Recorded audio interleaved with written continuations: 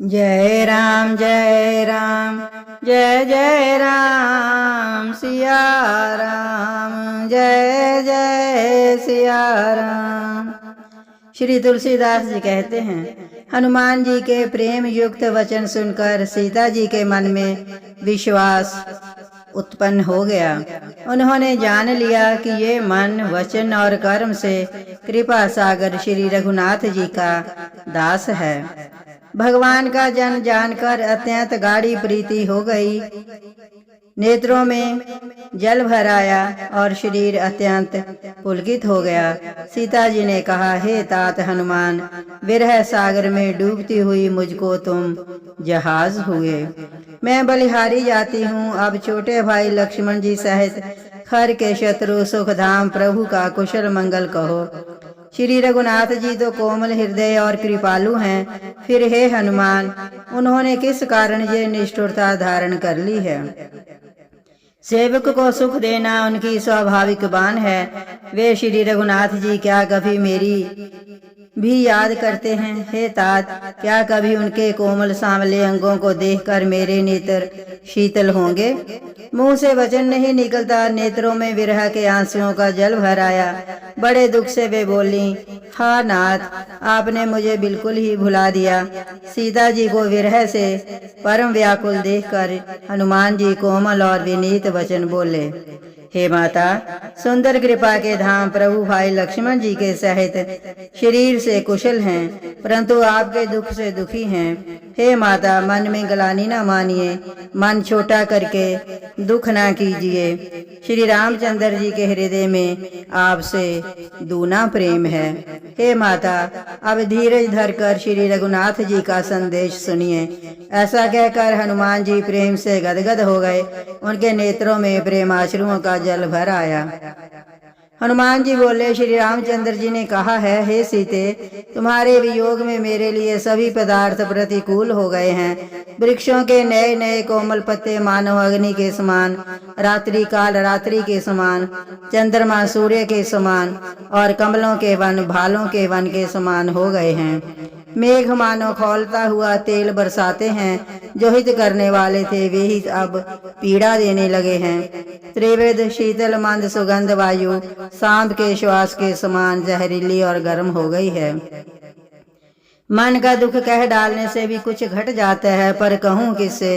ये दुख कोई जानता नहीं। हे प्रिय, मेरे और तेरे प्रेम का तत्व रहस्य एक मेरा मन ही जानता है, और वह मन सदा तेरे ही पास रहता है। बस मेरे प्रेम का सार इतने में ही समझ ले।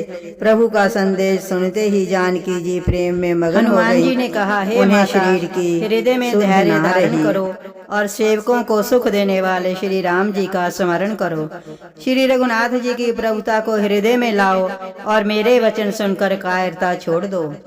राक्षसों के समूह पतंगों के समान और श्री रघुनाथ जी के बाण अग्नि के समान हैं। हे माता, हृदय में धैर्य धारण करो और राक्षसों को जला ही समझो।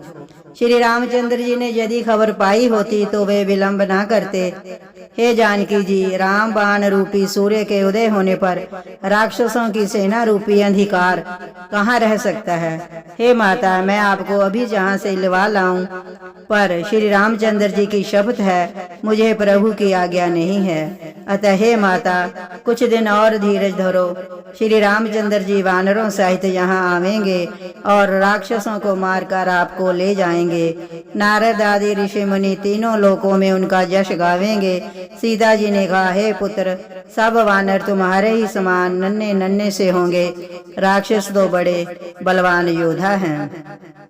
अतः मेरे हृदय में बड़ा भारी संदेह होता है कि तुम जैसे बंदर राक्षसों को कैसे जीतेंगे। ये सुनकर हनुमान जी ने अपना शरीर प्रकट किया। सोने के पर्वत सुमेरु के आकार का अत्यंत विशाल शरीर था, जो युद्ध में शत्रुओं के हृदय में भय उत्पन्न करने वाला अत्यंत बलवान और वीर था। तब उसे देखकर सीता जी के मन में विश्वास हुआ। हनुमान जी ने फिर छोटा रूप धारण कर लिया। हे माता, सुनो, वानरों में बहुत बल बुद्धि नहीं होती, परंतु प्रभु के प्रताप से बहुत छोटा सर्प भी गरुड़ को खा सकता है। अत्यंत निर्बल भी महान बलवान को मार सकता है। भक्ति, प्रताप, तेज और बल से सनी हुई हनुमान जी की वाणी सुनकर सीता जी के मन में संतोष हुआ। उन्होंने श्री राम जी के प्रिय जानकर हनुमान जी को आशीर्वाद दे दिया कि हे तात, तुम बल और शील के निधान हो। हे पुत्र, तुम अजर, बुढ़ापे से रहित, अमर और गुणों के खजाने हो। श्री रघुनाथ जी तुम पर कृपा करें, प्रभु कृपा करें। ऐसा कानों से सुनते ही हनुमान जी पूर्ण प्रेम में मगन हो गए। हनुमान जी ने बार बार सीता जी के चरणों में सिर नवाया और फिर हाथ जोड़कर कहा, हे माता, अब मैं कृतार्थ हो गया। आपका आशीर्वाद अमोघ अचूक है, ये बात प्रसिद्ध है। हे माता सुनो, सुंदर फल वाले वृक्षों को देखकर मुझे बड़ी ही भूख लग आई है। सीता जी ने कहा, हे बेटा सुनो, बड़े भारी योद्धा राक्षस इस वन की रखवाली करते हैं। हनुमान जी ने कहा, हे माता, यदि आप मन में सुख माने, प्रसन्न होकर आज्ञा दें तो मुझे उनका भय तो बिल्कुल नहीं है। हनुमान जी को बुद्धि और बल में निपुण देखकर जानकी जी ने कहा, जाओ हे तात, श्री रघुनाथ जी के चरणों को हृदय में धारण करके मीठे फल खाओ। हे सीता जी को फिर सिर निभाकर चले और बाग में घुस गए, फल खाए और वृक्षों को तोड़ने लगे। वहाँ बहुत से योद्धा रखवाले थे, उनमें से कुछ को मार डाला और कुछ ने जाकर रावण से पुकार की और कहा, हे नाथ, एक बड़ा भारी बंदर आया है। उसने अशोक वाटिका उजाड़ डाली, फल खाए, वृक्षों को उखाड़ डाला और रखवालों को मसल मसल कर जमीन पर डाल दिया। ये सुनकर रावण ने बहुत से योद्धा भेजे। उन्हें देखकर हनुमान जी ने गर्जना की। हनुमान जी ने सब राक्षसों को मार डाला। कुछ जो अधमरे थे चिल्लाते हुए गए। फिर रावण ने अक्षय कुमार को भेजा। वह असंख्य श्रेष्ठ योद्धाओं को साथ लेकर चला। उसे आते देखकर हनुमान जी ने एक वृक्ष हाथ में लेकर ललकारा और उसे मारकर महाध्वनि से गर्जना की। उन्होंने सेना में कुछ को मार डाला और कुछ को मसल डाला और कुछ को पकड़ पकड़ कर धूल में मिला दिया। फिर कुछ ने जाकर पुकार की कि हे प्रभु, बंदर बहुत ही बलवान है। पुत्र का वध सुनकर रावण क्रोधित हो उठा और उसने अपने जेठे पुत्र बलवान मेघनाथ को भेजा। उससे कहा कि हे पुत्र, मारना नहीं, उसे बांध लाना। उस बंदर को देखा जाए कि कहाँ का है। इंद्र को जीतने वाला अतुलनीय योद्धा मेघनाथ चला। भाई का मारा जाना सुन उसे क्रोध हो आया। हनुमान जी ने देखा कि अब की भयानक योद्धा आया है, तब वे कटकटाकर गरजे और दौड़े। उन्होंने एक बहुत बड़ा वृक्ष उखाड़ लिया और उसके प्रहार से लंकेश्वर रावण के पुत्र मेघनाथ को बिना रथ का कर दिया। रथ को तोड़कर उसे नीचे पटक दिया। उसके साथ जो बड़े बड़े योद्धा थे उनको पकड़ पकड़ कर हनुमान जी अपने शरीर से मसलने लगे। उन सबको मारकर फिर मेघनाथ से लड़ने लगे। लड़ते हुए वे ऐसे मालूम होते थे मानो दो गजराज श्रेष्ठ हाथी भिड़ गए हों। हनुमान जी उसे एक घूंसा मारकर वृक्ष पर जा चढ़े। उसको क्षण भर के लिए मूर्छा आ गई। फिर उठकर उसने बहुत माया रची, परंतु पवन के पुत्र उससे जीते नहीं जाते। अंत में उसने ब्रह्मास्त्र का संधान किया। तब हनुमान जी ने मन में विचार किया कि यदि ब्रह्मास्त्र को नहीं मानता हूँ तो उसकी अपार महिमा मिट जाएगी। उसने हनुमान जी को ब्रह्म बाण मारा, जिसके लगते ही वे वृक्ष से नीचे गिर पड़े, परंतु गिरते समय भी उन्होंने बहुत सी सेना मार डाली। जब उसने देखा कि हनुमान जी मूर्छित हो गए हैं, तब वह उनको नागपाश से बांध कर ले गया। शिव जी कहते हैं, हे भवानी सुनो, जिनका नाम जप कर ज्ञानी विवेकी मनुष्य संसार में जन्म मरण के बंधन को काट डालते हैं, उनका दूत कहीं बंधन में आ सकता है, किंतु प्रभु के कार्य के लिए हनुमान जी ने स्वयं को अपने ही बंधवा लिया। बंदर का बांधा जाना सुनकर राक्षस दौड़े और कौतुक के लिए तमाशा देखने के लिए सब सभा में आए। हनुमान जी ने जाकर रावण की सभा देखी। उसकी अत्यंत प्रभुता ऐश्वर्य कुछ कही नहीं जाती।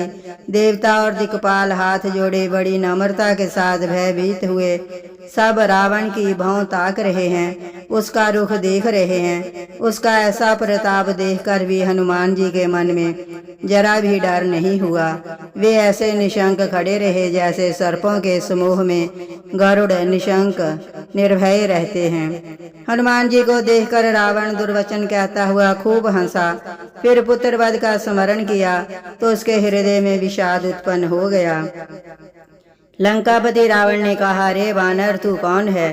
किसके बल पर तूने वन को उजाड़ कर नष्ट कर डाला? क्या तूने कभी मुझे मेरा नाम और यश कानों से नहीं सुना? रे शठ, मैं तुझे अत्यंत निशंक देख रहा हूँ। तूने किस अपराध से राक्षसों को मारा? रे मूर्ख, बता, क्या तुझे प्राण जाने का भय नहीं है? हनुमान जी ने कहा, हे रावण, सुन, जिनका बल पाकर माया संपूर्ण ब्रह्मांडों के समूहों की रचना करती है, जिनके बल से हे दशशीष ब्रह्मा विष्णु महेश सृष्टि का सृजन पालन और संहार करते हैं, जिनके बल से सहस्र मुख फणों वाले शेष जी पर्वत और वन सहित समस्त ब्रह्मांड को सिर पर धारण करते हैं। जय राम जय राम, जय जय राम, सिया राम, जय जय सिया राम।